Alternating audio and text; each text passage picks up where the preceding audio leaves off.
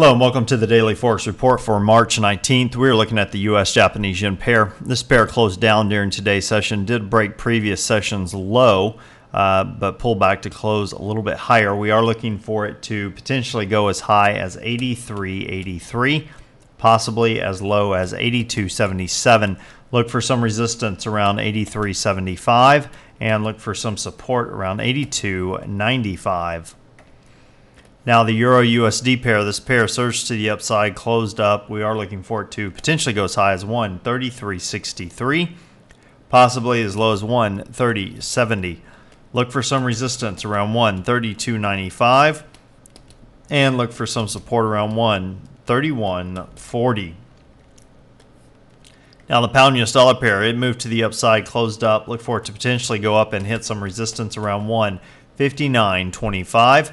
Possibly moving down and hitting some support around 158.15.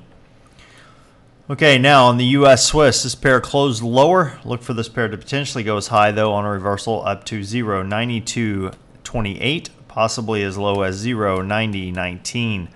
Look for some resistance around 0.9175 and look for some support around 0.9069. Now, as far as news analysis go, we do have two news announcements during this next session. The Germans are releasing their producer price numbers for February. Of course, that will affect the euro at 3 a.m. Eastern. Consensus on that is that it's dropped a little bit from 3.4% down to 3.2%.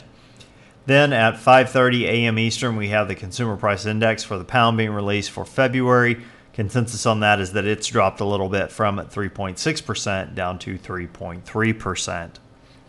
Now, what am I looking for during this next session? Well, if you take a look at the US-Japanese yen pair, we talked about it yesterday. It did break through the level, hit our first target. But if you go to the 4-hour time frame and zoom out a little bit, you can see that this pair has been consolidating. We have a trend line here. You can put another one here as well. And it's starting to consolidate down. If you back out a little bit further and take a trend line from here up, you can see that we've just broken through that area right there. So we could see this breakout. Overall, long-term trends to the upside, so that's what I would be betting. However, if we get a break of this trend line to the downside, we could see a reversal happen. So keep an eye on this pair. Now, looking at the pound US dollar pair, it continues to surge to the upside. We've had a couple of pullbacks, moved higher, pulled back, moved higher, pulled back, moved higher, and now looks like it could be reversing. So keep an eye on this one as well. Draw a trend line. It's fairly steep.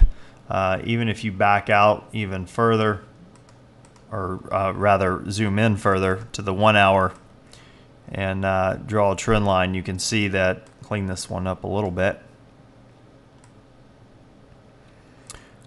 You can see that we're getting close to cutting at it. So basically what I'm looking for during this next session is a break of this trend line. So if it comes down and breaks this trend line, we have this area of consolidation that we need to tend with, but after that, it's a long drop to the next one. So look for this potential short, move to break even, and then a much longer exit. Nice thing about this, you put your stop loss right above that high, and you have a good risk to reward if you have your stop loss here, move to break even, and then have an exit that's down here around the 1.5755 mark or so. Well, I hope that helps, and until next time, this is Jason Fielder. Good trading.